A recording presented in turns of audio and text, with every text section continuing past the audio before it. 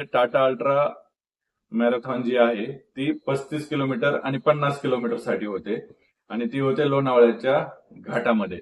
सह्याद्री पर्वताच्या डोंगर रांगेमध्ये आपला जो लोणावळ्याचा घाट आहे या घाटामध्ये ही टाटा अल्ट्रा मॅरेथॉन होते आणि तिचं अंतर 35 किलोमीटर आणि 50 किलोमीटर आहे. आणि या वेळेसची 2026 ची टाटा अल्ट्रा मॅरेथॉन ही होते 22 फेब्रुवारी रोजी, या त्या रविवारी. तर मित्रांनो, ही टाटा अल्ट्रा लोणावळा ही इतर हाफ मॅरेथॉन आणि फुल मॅरेथॉन सारखी नाहीये. हिच्यामध्ये खूप इलेव्हेशन जास्त असतं, जवळपास 400-450 पर्यंत इलेव्हेशन या रूटमध्ये भरतं. तर मित्रांनो, टाटा अल्ट्रा मॅरेथॉन ही फक्त डिस्टन्सची मॅरेथॉन नाहीये. इतर जे आपल्या हाफ मॅरेथॉन आणि फुल मॅरेथॉन असतात जे आपण करतो त्याच्यामध्ये आपण ताकद लावून त्या फिनिश करत असतो, परंतु इकडे ही जी टाटा अल्ट्रा मॅरेथॉन आहे याच्यामध्ये इलेव्हेशन खूप असल्यामुळं आणि घाटाचा आणि रोलिंगचा सगळा रूट असल्यामुळं इथे आपल्याला फक्त ताकद नाही तर त्यासोबतच आपल्याला मानसिक तयारी सुद्धा या स्पर्धेची करावी लागते. बऱ्याच जणांनी या स्पर्धेसाठी तयारी केलेली आहे. खूप दिवसापासून याचं प्रॅक्टिस सगळेजण करत आहेत. त्यामध्ये अल्ट्रा कशाला म्हणायचं हे अगोदर आपण डोक्यात घेऊया की अल्ट्रा म्हणजे काय. तर हाफ मॅरेथॉन आपल्याला माहिती आहे 21 किलोमीटर असते, फुल मॅरेथॉन ही 42 किलोमीटरची असते आणि फुल मॅरेथॉनच्या पुढे जे बी अंतरचे आपण रनिंग करतो किंवा जी रेस आपण करतो ती असते अल्ट्रा मॅरेथॉन. म्हणून आता ही टाटा अल्ट्रा जी आहे ती आपल्याला 50 किलोमीटरची रेस असते. तर 50 किलोमीटर आहे म्हणून ही अल्ट्रामध्ये मोडली जाते. 42 किलोमीटरच्या पुढच्या जेवढ्या बी रेसेस असतात त्या सगळ्या अल्ट्रामध्ये मोजल्या जातात. आता अल्ट्रा ही 50 किलोमीटरची आहे, त्यासोबतच त्यांनी 35 किलोमीटर पण ठेवलेले आहे. त्या 35 किलोमीटर ही कुणाला करता येते तर ज्यांचं 21 किलोमीटर ज्यांनी अगोदर 3 तासाच्या आत केलेलं आहे त्यांना ही 35 किलोमीटर करता येते आणि ज्यांनी 5 तासाच्या आत 42 किलोमीटर कंप्लीट केलेले आहे त्यांना 50 किलोमीटर मध्ये आपल्याला पार्टिसिपेट करता येतं. मित्रांनो, ही जी रेस आहे ही सकाळी सुरू न होता पहाटे होते. 35 किलोमीटर साठी 3 वाजता ते रेस चालू करतात आणि ज्यांचं 50 किलोमीटर आहे त्यांची रेस 1:30 वाजता सुरू होते. तर 50 किलोमीटरचे जे पार्टिसिपंट आहेत त्यांनी 1 वाजता तिथे रिपोर्टिंग करायचं आहे आणि जे 35 किलोमीटरचे पार्टिसिपंट आहेत त्यांनी तिकडे 2:30 वाजता त्यांना रिपोर्टिंग करायचं आहे. हा जो वेळ आहे पहाटेचा साधारणतः 1:30 वाजता 50 किलोमीटर आणि 3 वाजता 35 किलोमीटरची रेस सुरुवात होते. हा जो वेळ आहे या वेळेला शरीर आपलं साधारणतः झोपेत असतं. ती साखर झोपेची वेळ आहे, शरीराची गाढ झोप आपल्याला त्यावेळेस दररोज आपण घेत असतो आणि याच वेळेमध्ये पाचन शक्ती सुद्धा शरीराची मंदावलेली असते आणि पहाटेचं वातावरण आहे, सह्याद्रीचा डोंगराचा तो परिसर आहे, घाटाचा परिसर आहे, तर त्याप्रमाणे तिकडे ते थंड असं वातावरण असतं. त्याचसोबत तिकडे ह्युमिडिटी पण असते बघा. या स्पर्धेसाठी आपल्याला काय काळजी घ्यायची तर आपल्याला रात्रीची रेस सुरू होते, अंधार असतो घाटामध्ये, त्यामुळे आपल्याला तिकडे हेडलॅम्प कंपल्सरी केलेला आहे त्यांनी. जे आयोजक आहेत स्पर्धेचे ते आपल्याला हेडलॅम्प तिथे प्रोव्हाइड करत नाहीत. हेडलॅम्प आपण आपला स्वतःचा घेऊन जायचा आहे. तर तुम्ही काय काळजी घ्यायची की हा जो हेडलॅम्प आहे आपला तो साधारणतः 200 ल्युमेन्सच्या पुढे त्याचा प्रकाश पडणारा असा हा हेडलॅम्प असावा आणि तो जर सेलवर चालणार असाल तर एक एक्स्ट्रा सेल बॅटरी आपल्या सोबत त्याची असावी. चार्जिंगवरचा असेल तर तो फुल चार्ज करून आपल्या सोबत घ्यायचा आहे. आणि या 35 आणि 50 किलोमीटर मध्ये जी रेस आपण करणार आहे, जिकडे आपण धावणार आहोत, तिथे आपण आपले जे जेल वगैरे आहेत, न्यूट्रिशन आपलं जे सोबत रेसमध्ये आपण घेतो, ज्याची आपल्याला सवय आहे असं आपण आपल्या स्वतःच्या जवळ ठेवायचं आहे. आणि एक बीब आपल्याला जो ते प्रोव्हाइड करणार आहे तो नेहमी आपल्या छातीवर लावून ठेवायचा आहे. हे त्यांनी कंपल्सरी केलेलं आहे. हेडलॅम्प, बीब छातीवर असणे हे 2 गोष्टी कंपल्सरी आहेत त्याच्यामध्ये.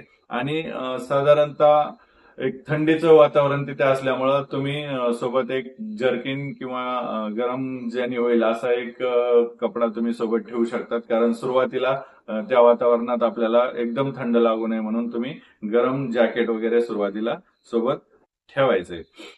आता हा रूट आपण थोडासा समजून घेऊया. रूट कसा आहे तर पहिला 5 किलोमीटर पर्यंत थोडासा फ्लॅट रूट आहे.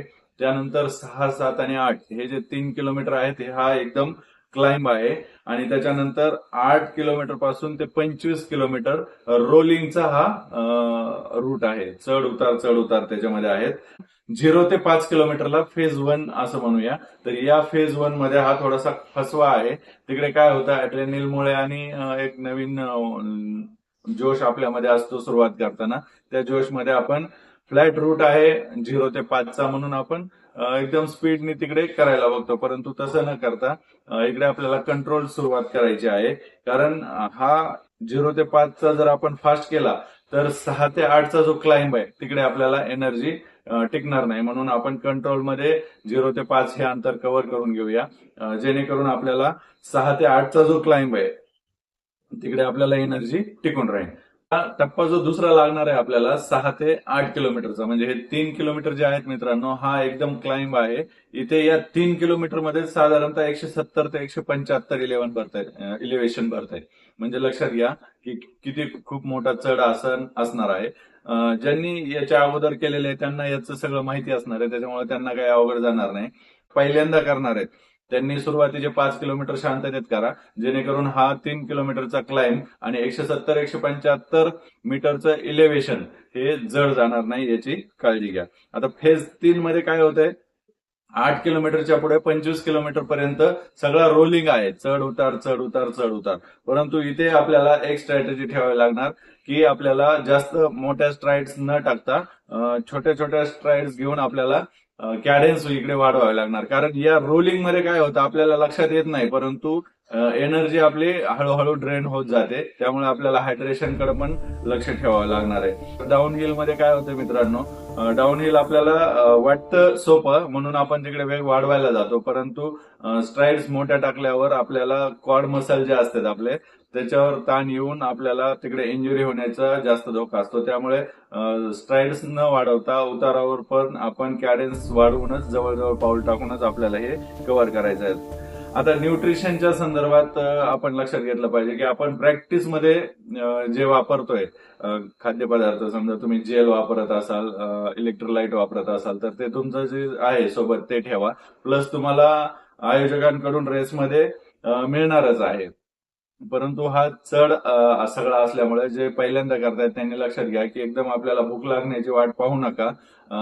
तुमच्या ठरलेल्या अंतरामध्ये साधारणतः 30 ते 40 ग्राम तुम्ही पर आवर या प्रमाणात कार्बोहायड्रेट्स घेतले पाहिजेत. काहीतरी त्या हिशोबाने तुमच्या जवळ ठेवा किंवा रूटमध्ये तुम्हाला जे भेटतील त्या हिशोबाने तुम्ही ते घेत चला. तर तुमचे 30 ते 40 ग्रॅम कार्बोहायड्रेट्स तुम्ही घ्यायला पाहिजे असं मला वाटतं.